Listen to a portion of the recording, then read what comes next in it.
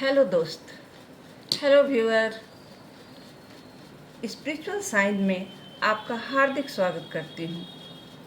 आज मैं आपको नाग पंचमी के विषय में बताने जा रही हूँ।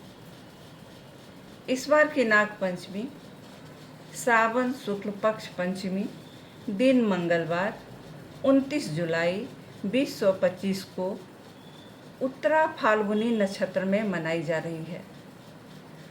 और इस बार की जो पंचमी है वो पूरे दिन 29 जुलाई को रहेगी, तो आप कभी भी इसकी पूजा कर सकते हैं।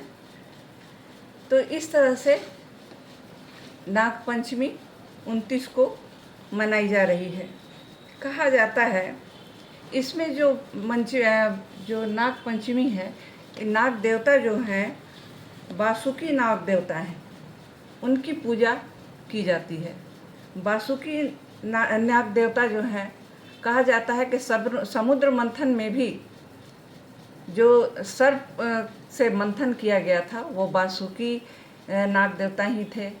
और विष्णु भगवान की जो सस्या है वो भी वासुकी नाग देवता पर ही है। तो कहा जाता है कि समुद्र के नीचे जो समुद्र स्थित है या पृथ्वी स्थित है वो भी वासुकी नाग देवता पर ही स्थित है। तो इस तरह से वासुकी जो नाग देवता हैं वो सबसे बड़े नाग देवता हैं जिनके नाग पंचमी के दिन पूजा की जाती है। और सबसे बड़ी चीज़ है कि इस दिन सर्पों को स्नान कराना, दूध पिलाना, पूजन करना, ये सब इसमें प्राथमिकता है। तो सर्पों को बहुत जगह सर्पों को दूध पिलाई जाती है, उनको स्नान वगैरह करके दूध पिलाने का प्रावधान है। उसके बाद उनकी पूजा की जाती है। और एक वासुकी कुंड है, जो वासुकी नाग के नाम पे जो कुंड बना है वो वासुकी कुंड कहा जाता है उनको। तो वासुकी कुंड में स्नान करने का विधान है। बहुत सारे लोग वासुकी कुंड में स्नान करते हैं। फिर नागों को या सर्पों को, जो सर्पों के बीच में रहते हैं, तो सर्पों को स्नान करवाते हैं, दूध पिलाते हैं, अक्षत पूजन करते हैं उनको। तो इस तरह से उनकी पूजा करते हैं। और ये विधान भी है बहुत जगह, हमारे भारतवर्ष में बहुत जगह इसका विधान है। लेकिन जो गृह में, जो अपने घर में जो पूजा करते हैं, उसकी पूजा का विधान जो है वो मैं बताने जा रही हूँ आपसे। कि घर के जो मेन द्वार है, द्वार के दोनों तरफ गोबर का सर्प बनाते हैं।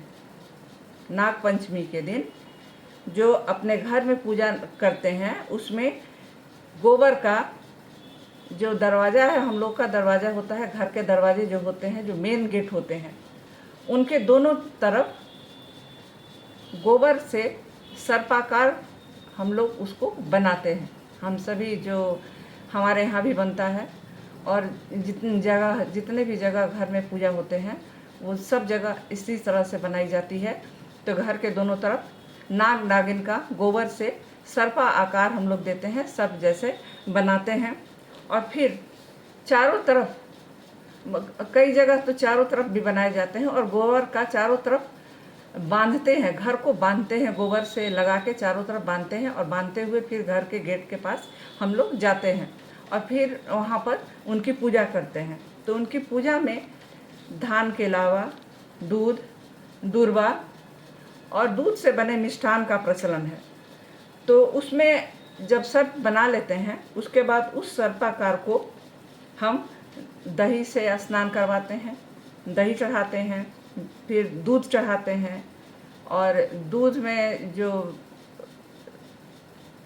धान का लावा होता है उसको मिला के, दूध में धान का लावा मिला के उनको चढ़ाते हैं और दूर्वा से चढ़ाते हैं। फिर कुश से उनको चढ़ाते हैं, कुश को चढ़ाते हैं, कुश को हाथ में भी बांधते हैं और फिर उससे हम उनको चढ़ाते हैं। फिर जल चढ़ाते हैं और फिर गंध, अक्षत से और पुष्प से उनका पूजन करते हैं, धूप दीप जलाते हैं। और दूध से बने हुए जितने भी मिष्ठान हैं वो भी उनको चढ़ाए जाते हैं और फिर घर के सभी लोगों को उसे बांटा जाता है। तो कहा जाता है कि इस तरह से पूजा करने से घर में सर्पों का भय नहीं होता है। तो घर में जो हम नाग पूजा करते हैं नाग पंचमी का जो पूजा करते हैं उससे सर्पों का भय नहीं होता। तो इस तरह से हम जो नाग पंचमी है वो मनाते हैं और उनकी पूजा करते हैं। तो दोस्तों, आप भी पूजा कीजिए और घर में आप पूजा कीजिए, नागों की पूजा कीजिए और घर में सर्पों के भय से मुक्त होइए और उनका आशीर्वाद लीजिए।